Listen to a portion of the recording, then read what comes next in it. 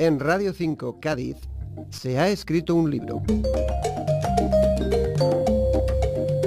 La periodista y escritora linense Rosario Pérez Villanueva combina con destreza ficción y hechos históricos en su primera novela, Las fronteras de la memoria. Charo, ¿nos presentas a Daniela, la protagonista de tu novela, Las fronteras de la memoria?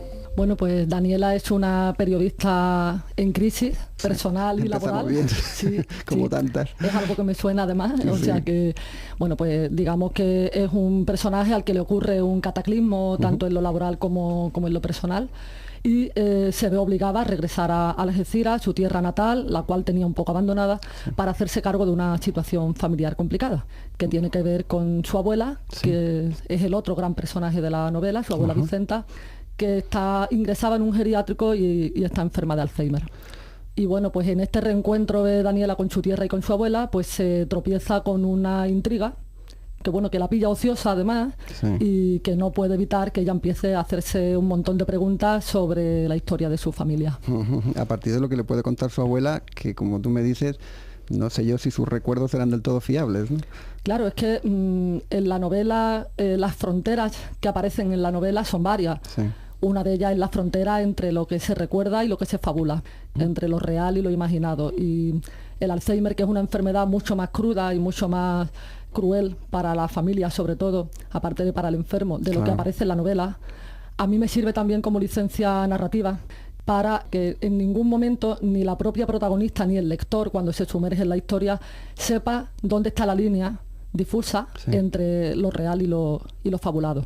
Me dices que la acción transcurre en Algeciras, no sé si también en esa otra historia que nos lleva a otro tiempo atrás, ¿es en el mismo escenario? No.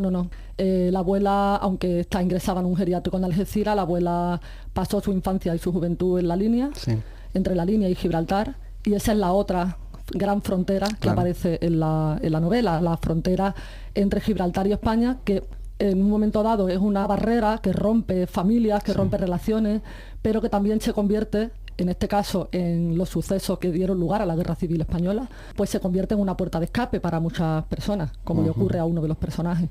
Entonces, bueno, pues en ese reencuentro con su abuela, Daniela empieza a indagar sobre unos sucesos sobre los que realmente ya no sabía nada, pero es que yo misma me di cuenta cuando empecé a documentarme para la novela que yo tampoco sabía casi nada de lo que había pasado en la zona del Estrecho de Gibraltar en el verano en que empezó la Guerra Civil Española. Y realmente te das cuenta de que es muy poco lo que sabemos de esa época. Sabemos lo que hemos estudiado un poco en el instituto, alguna novela que nos hemos leído, en mi caso Balmudena Grande, Juan Islava Galán, Javier Cercas, pero poco más. Y ya cuando vamos a la historia concreta de los pueblos más cercanos a nosotros, como se corrió un tupido velo y no se hablaba de ciertas cosas en las casas, pues es como que no tenemos ni idea. Y yo me sorprendí a mí misma, y Daniela se sorprende a sí misma también, descubriendo cosas increíbles que pasaron en el campo de Gibraltar y en Gibraltar, y de las que no teníamos ni idea. Imagino que tú el terreno lo conoces bien, porque aparte de ser de ahí, del campo de Gibraltar, llevas tiempo trabajando en el campo periodístico ahí, pero lo que te ha tocado, digamos, trabajar para documentarte bien es precisamente esa época, ¿no? Sí, porque además a mí también me ocurrió un cataclismo laboral, que fue lo que hizo que de pronto me encontrara con tiempo, que era lo que a mí me había faltado anteriormente, porque es una historia que yo tenía dentro de mí desde hacía tiempo, que quería aflorar, pero nunca tenía tiempo, porque una novela es un proyecto ambicioso y aparte del, entre comillas, digo, talento literario más o menos que uno pueda tener, pues hay que dedicarle tiempo, esfuerzo, constancia y paciencia, y no abandonar el proyecto, por supuesto, una vez que lo acometes. Entonces yo de pronto me encontré con que tuve tiempo y empecé a irme a los archivos nacionales de Gibraltar algunas mañanas, a la Casa de la Memoria de Jimena de la Frontera, que atesora miles de documentos y cientos de libros sobre los sucesos de aquel verano. Y bueno, pues ese proceso de documentación, de ese proceso se ha nutrido bastante la novela. Me sorprendí, no voy a hacer spoiler de mi propia obra, pero sí me sorprendí descubriendo algunos datos curiosísimos, como el hecho de que el periódico Gibraltar Chronicle, el más antiguo de la península ibérica, editarse de forma ininterrumpida, pues llegó a tener una edición en español durante algunos días del verano del 36, por primera y única vez en su historia. Y eso pues fue uno de los grandes descubrimientos que pude hacer durante ese periodo de investigación y que la protagonista pues acomete también. Decías que por un cataclismo, como tú decías, que es el quedarte sin trabajo. Totalmente. Has tenido tiempo, pero bueno, a la hora de ponerte, digamos, en el chip de contar una novela con ritmo de novela, con el ritmo que tú le querías dar, me imagino que es muy diferente a lo que tú estabas acostumbrada del ritmo periodístico y también el tener que atenerte siempre al rigor periodístico, ¿no? En este caso, aunque tú querías hacer una novela muy basada en una época muy concreta, pero al fin y al cabo es de ficción.